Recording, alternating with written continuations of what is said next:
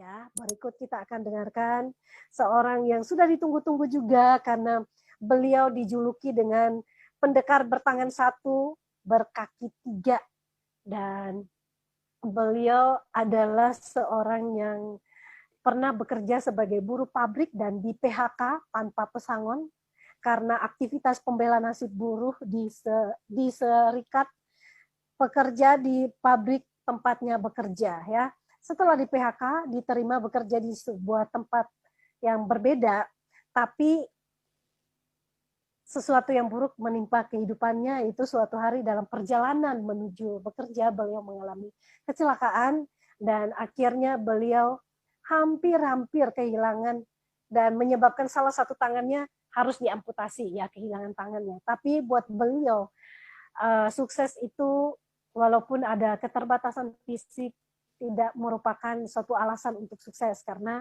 sukses yang sesungguhnya adalah semangat dan juga optimis yang kuat dari pribadi beliau, dan modalnya hanya bercerita ya, dari mulut beliau juga akhirnya berpenghasilan saat ini di hampir 40 juta per bulannya, dan beliau akan bercerita.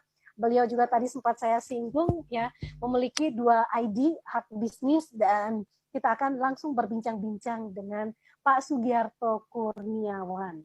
Baik, dari Tangerang kita langsung panggilkan Pak Sugiarto. Selamat malam, Pak Sugiarto. Selamat malam, Bu Esther.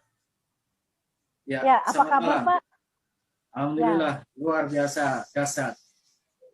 Ya, Pak, mohon maaf, Pak, mungkin kameranya agak diposisikan karena Bapak mulai dari hidung ke atas mukanya nggak kelihatan, Pak. Oh, gini? Ya, baik. Ya, terima kasih Pak untuk kesediaan waktunya mau berbagi dan mau memotivasi sahabat Triai yang sedang menonton pada malam hari ini. Silakan Pak, boleh bercerita, berkenalan, dan menceritakan latar belakang sedikit kisah bagaimana Bapak sebelum join di Triai Networks, dan mungkin sebelum mengalami musibah pun bagaimana Bapak bisa bekerja dengan lincahnya dan juga menafkahi keluarga. Silakan Pak. Oke, terima kasih, Esther. Semangat pagi, saudaraku tercinta. Assalamualaikum warahmatullahi wabarakatuh. Perkenalkan, nama saya Sugiarto Kurniawan, biasa dipanggil pendekar 3I. 3I maksudnya adalah bertangan satu, berkaki tiga aktif.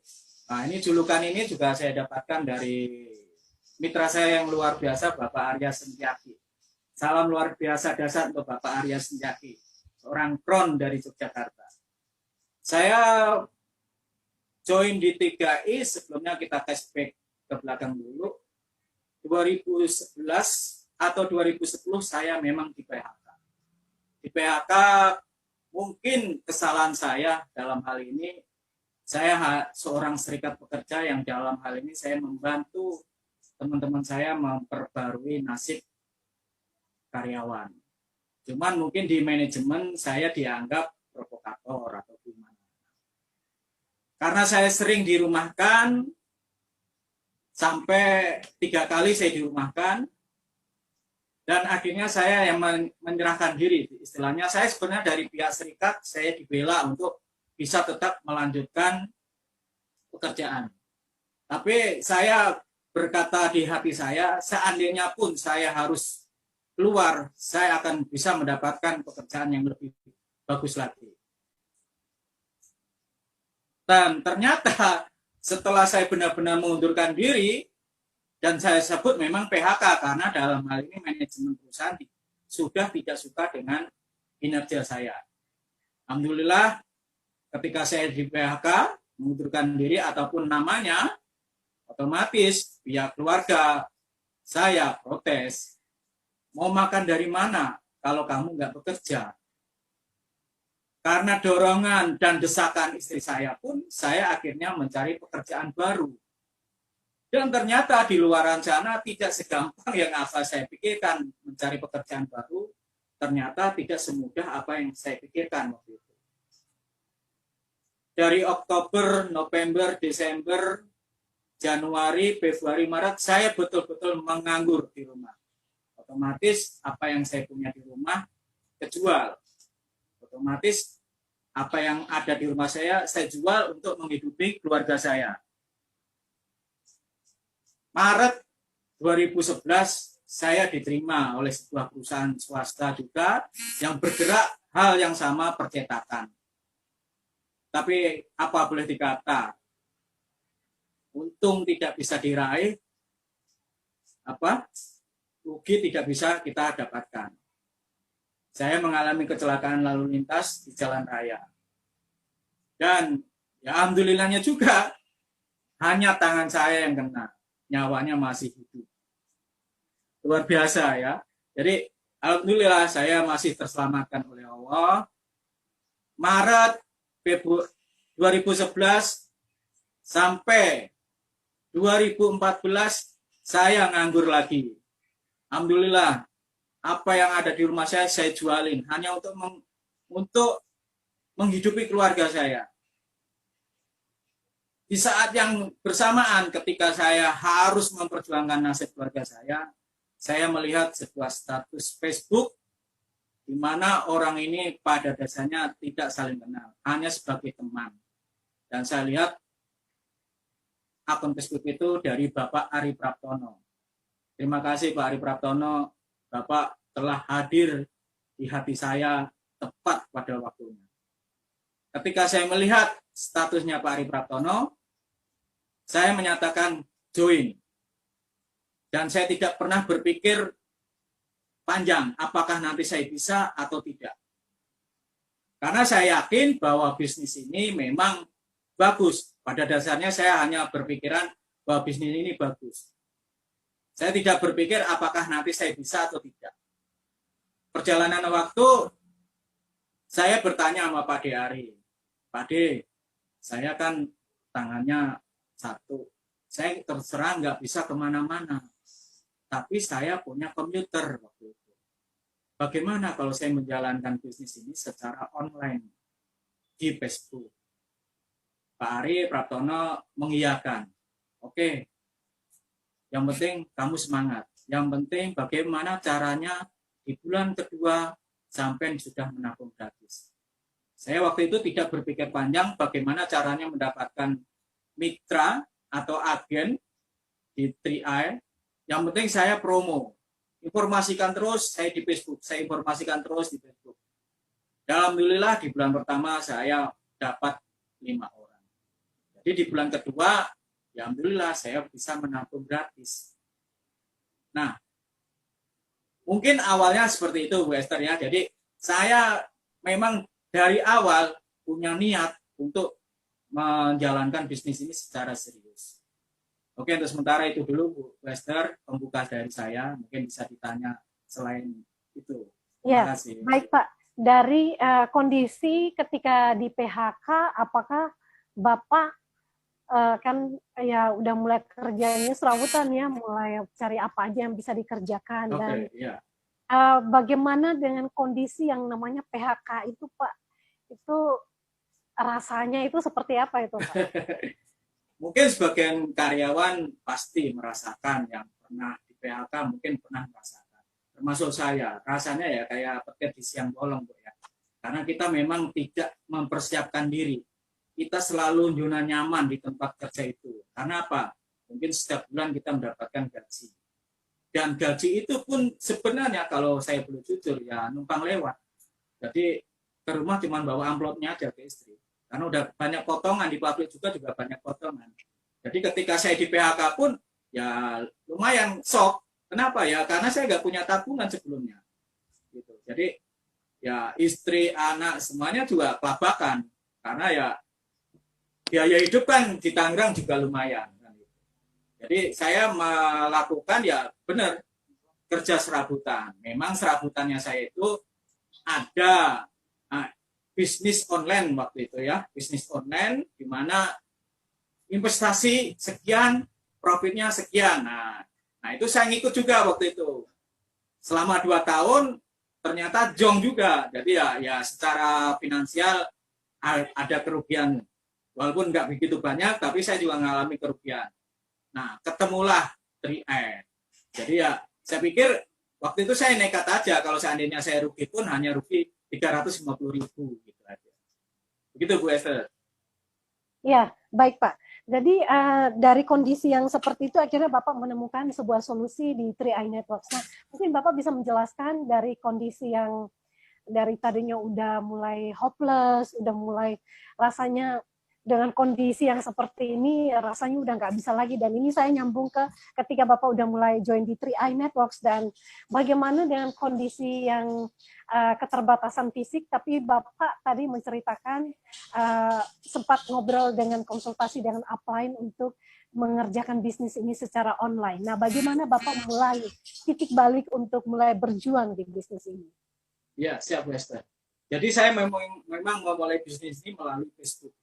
Jadi setiap saya jam 8 malam, ya saya harus online. Karena saya tahu trafficnya Facebook adalah jam-jam seperti itu. Jadi setiap jam 8 malam, jam 7 pagi, jam 6 sore, atau jam 7 malam, saya memang membuat konten-konten yang menawarkan atau memberikan informasi tentang program 3i Network. Ya memang nggak segampang sekarang saya bicara mungkin ya. Nah, karena waktu itu lagi rame-ramenya investasi bodong kan gitu. Jadi ketika investasi bodong itu walaupun sudah jong, sudah tidak membayar member-membernya, program 3i ada dampaknya juga. Jadi ketika saya tawarkan ke teman-teman saya yang kebetulan dulu juga ikut di investasi itu, jadi dia juga ragu, sempat ragu. Tapi alhamdulillah ya perjalanan waktu, ya saya menemukan orang-orang yang satu visi, satu misi, dan memang pada dasarnya pengen merubah nasib melalui program 3i Network. Seperti itu Bu Esther. Ya, baik Pak. Jadi memulai dari online itu memang sebuah keputusan yang paling mudah untuk dikerjakan ya Pak ya. Untuk betul, betul, Bapak betul. Mulai, saya juga belajar nih malam ini nih ternyata untuk kita berproses dan mulai meraup rezeki di online itu kita perhatikan jam-jamnya ya Pak ya, Ya, trafficnya Facebook itu itu ya kata mulai master saya Bu, seperti itu. ya. Tapi menurut saya juga seperti itu Pak, karena semuanya udah pada pulang kerja, ada yang mungkin menghilangkan Betul, betul. kejenuhan, ada yang mungkin sementara di jalan lagi nunggu kereta atau lagi ya banyak lah orang sekarang ini teknologi itu sudah menjadi seperti sebuah kebutuhan ya. Orang Betul, kemana-mana betul. dompet ketinggalan, yang penting handphone jangan sampai ketinggalan Pak ya. Ya, yang Ya, jelas saya membuat konten, itu istilahnya membuat orang penasaran tentang 3i Network. Jadi sebenarnya sebanyak apapun pertemanan kita, tapi kalau kontennya tidak menarik, ya saya pikir tetap semuanya sama aja dong. Ya sama kalau di offline juga sama, walaupun kita banyak daftar nama, tapi kalau mereka nggak tertarik dengan apa yang kita informasikan, ya bisa jadi jong, tidak join. Nah, jadi saya berusaha membuat konten-konten yang bagus lah istilahnya gitu kan. Nah, tapi alhamdulillah sejak ketemu Bapak Arya Sentiaki, saya lebih dimudahkan karena beliau memang jagonya bikin copywriting-nya itu cakep. Jadi kalau beliau selalu bilang kerja cuma copy paste. Nah, jadi kalau beliau punya status, ya udah saya copy paste aja. Jadi kalau selama ini kalau upline ngurusi domain, ini saya domain upline ngurusi domainnya Pak Arya. Seharusnya Pak Arya kan ngurusin saya, kebalik. Jadi saya istilahnya ngikutin Pak Arya aja. Pokoknya ngikutin blok. Kenapa saya ngikutin? Ya karena memang saya punya kekurangan. Saya punya ketidakmampuan saya untuk offline. Gitu. Ya mungkin jujur saja, kalau orang offline kayak saya kan nggak percaya, Bu. Mana ada bisnis juta-jutaan yang nawarin tangannya satu. Gitu. Pasti secara psikologi saya juga menghadapi kendala. Tapi kalau secara online, orang kan nggak melihat fisiknya, tapi dia melihat kontennya. Begitu kalau menurut saya triknya sebenarnya seperti itu, bukan rahasia sebenarnya, tapi hanya sebatas trik ya, aja. betul.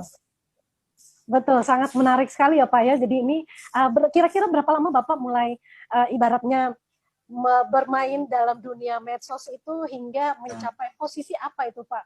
Apakah progresnya cukup menantang atau mungkin bagaimana? Tantangan tersendiri tentunya dunia offline juga pasti ada tantangannya. Itu Ya. mungkin bisa di-share seperti apa itu Pak pengalamannya? Ya sebenarnya nggak ada rahasia, Bu. Nggak ada rahasia. Tapi yang jelas, kalau dibilang tantangan, ya saya juga nggak ada tantangan sebenarnya. Kenapa? Ketika seorang Arya Sentiaki join di grup saya pun, itu pun saya tidak prospek, saya tidak inbox, ya kan? Hanya beliaulah yang menyerahkan diri ke saya. Ya, jadi bukan saya yang ngawali sebenarnya. Jadi kalau dibilang tantangan, ya nggak ada tantangannya. Orang tahu-tahu Pak Arya Setiaki itu join ke saya kok. Ya, mungkin ini kalau menurut saya memang apa ya, ada campur tangan Allah ke diri saya. Jadi sebenarnya tantangan itu bagi saya nggak ada. Bahkan kalau menurut saya banyak kemudahan-kemudahan yang Allah berikan pada saya. Gitu. Saya bertemu dengan Arya Sentiaki seperti kayak ada yang menggerakkan. Termasuk saya juga bertemu dengan Bapak Sugiar, itu seperti ada yang menggerakkan. Nah, kalau untuk Bapak Sugiar, saya memang kadangkala offline, karena waktu itu saya tahu betul Bapak Sugiar itu hanya seorang penjual letter. Mungkin secara mindset, secara fisikly mungkin beda dengan Bapak Arya Sentiaki. Biasanya saya sebulan sekali ke Klaten atau ke Semarang, seperti itu. Jadi saya awali seperti itu, tapi saya punya kendala ketika saya offline, saya pulang-pulang meriang, Bu, jadi sering sakit. Makanya saya berkomitmen ke Pak Desugiar waktu itu, gimana kalau saya bina secara online. Nah, jadi dua grup saya bina dengan online karena Pak Arya Sentiaki pada awalnya langsung pecat saya gitu. Jadi dia nggak mau merepotkan saya dan saya nggak mau merepotkan beliau gitu. Itu prinsip dia dari awal, Pak Arya Sentiaki. Nah, ya luar biasa, menarik sekali ya Pak. Oke. Jadi dengan online itu saya memang perjalanan untuk ke posisi begitu lama, Bu ya. Jadi saya bron juga 2017 saya bron. Jadi 2014 saya join, Desember 2017 Juni kalau nggak salah, Juni saya baru bron. Jadi nggak boleh ditiru ya. Ini nggak bagus juga gitu kan. Sekarang mungkin percepatannya lebih cepat daripada mungkin saya dulu. Gitu. Nah, dengan bron saya Oktober 2018 juga baru selesai. Seperti itu Bu, percepatan saya di online. Ya, luar biasa. Jadi saya teringat sebuah kata bijak mengatakan bahwa persiapan, kesempatan dan kesiapan itu akan bertemu di waktu yang bersamaan, dan ketika kita siap dan kita menangkap peluang tersebut itu kita akan dimudahkan ya oleh Betul. Yang Maha Kuasa, dan tentunya karena kita juga bekerja, kita juga memaksimalkan semua sumber daya yang ada sehingga semuanya jadi lebih mudah. Nah Pak, ini ngomong-ngomong saya juga dengar-dengar Bapak saat ini walaupun posisinya silver tapi bonusnya rasa platinum Pak. Ini ini gimana nih? Apakah Bapak mungkin punya buka 10 ID atau mungkin buka 100 ID atau berapa ID sampai bonusnya sampai segitunya gitu loh Pak? Oke.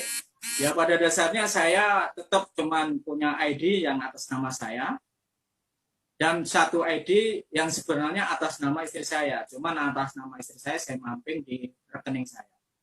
Ya sebenarnya simple kalau menurut saya. Ya wajar saja saya menerima bonus 38 juta untuk di posisi bron, 34 juta di posisi silver. Jadi saya turun di silver.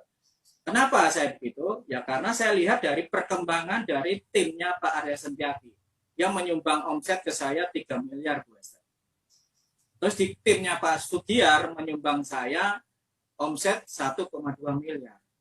Ya secara otomatis dengan dua jalur, dua grup yang begitu besar, ya saya sendiri saya pasrahkan ke sistem 3E sendiri kan. Jadi 3E membayar saya ya begitu mahal juga. Alhamdulillah gitu. Luar biasa gitu, ya Pak ya. Ya luar biasa.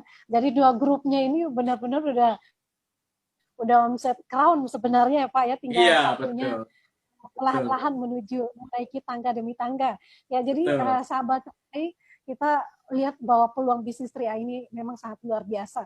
Nah ini Pak yang terakhir Pak saya tanyakan, bagaimana peluang 3A Networks ini di mata Bapak setelah Pak Sugiarto, setelah mungkin sudah melewati suka duka sebagai karyawan, bekerja gonta-ganti pekerjaan hingga menemukan 3i ini. Apa pengalamannya Bapak? Mungkin bisa diceritakan. Oke. Saya cuma berharap dan menghimbau kepada teman-teman yang mungkin hari ini masih karyawan ataupun apapun profesinya teman-teman, ya, menabung adalah sesuatu kegiatan yang penting untuk di masa yang akan datang. Untuk ban serep, kalau boleh saya bilang mengatakan, untuk ban serep kita bahwa suatu saat seandainya kita di PHK atau pensiun atau mungkin di hari tua, itu membutuhkan dana biaya hidup yang mungkin bahkan lebih besar, sedangkan penghasilan belum ada atau tidak ada. Nah, saya juga berharap ke teman-teman saya, khususnya tim saya, kalau boleh saya bilang jangan takut PHK. Karena PHK itu walaupun memang mengancam setiap hari, tapi bagi saya selama kita meyakini kita punya Allah, kita punya Tuhan, saya yakin bahwa kita bisa hidup walaupun tidak bekerja dalam tanda kutip, karena kadang-kala kita kalau dianggap kerja itu kan harus punya simbol, harus punya ikon, harus punya kantor, kan mungkin gitu. Tapi bagi kami, minimal para pengangguran gitu ya, jangan takut gitu loh, ya, jangan takut nganggur, jangan. Kenapa? Saya yakin ada jalan lain, ada solusi lain yang bisa kita tempuh. Kita bicara soal 3i. Saya pikir 3i ini adalah sebuah solusi yang terhebat kalau menurut saya ya, menurut saya pribadi. Mungkin bagi teman-teman yang hari ini belum join atau mungkin baru awal mengawalin, mungkin masih ragu, itu manusiawi. Tapi bagi saya 3i adalah kesempatan yang harus dimaksimalkan. Seperti itu, Bu Esther. Luar biasa pandangan Pak Sugiarto tentang 3i Networks ini ya. Jadi ini adalah sebuah peluang yang sangat luar biasa. Dan untuk terakhir kalinya Pak, saya minta mungkin closing statement dari Pak Sugiarto tentang 3i sendiri, dan mungkin untuk sahabat-sahabat 3i, leader-leader yang sedang berjuang, ya, tip-tip suksesnya bisa dibagikan, Pak. Oke, terima kasih Bu Esther. Saudara tercinta, pada dasarnya saya tidak punya strategi, saya tidak punya trik, tapi saya mengalir begitu saja. Kenapa? Saya yakin ketika setiap masalah, setiap kesulitan pasti ada jalan keluarnya. Yang jelas, libatkan Allah dalam hal seperti ini. Tapi bagi saya yakin dan percaya semua pasti akan mengalami, semua juga akan merasakan ketika kita menjalankan suatu bisnis, sesuatu yang baru, sesuatu yang mungkin masih awam, sesuatu yang mungkin masih asing di telinga kita, tapi bagi saya kita harus bisa, ada 3 hal yang harus kita lakukan untuk menjalankan bisnis ini, khususnya 3i Network. Jadi apa 3 itu? 3 itu adalah memanage waktu kita. Yang kedua, memanage uang kita. Yang ketiganya, memanage hati kita atau kolbu kita. Nah, sama seperti saya waktu itu, bagaimana saya harus memanage waktu saya? Saya yakin saudara tercinta, semua orang sadar betul, yakin betul bahwa masing-masing orang punya waktu yang sama, yaitu 24 jam. Gak mungkin dong seorang Sugiarto Kurniawan waktu itu punya waktu 28 jam. Gak mungkin toh. Nah, semuanya sama, punya waktu 24 jam. Nah, waktu saya 24 jam itu saya pergunakan maksimal mungkin.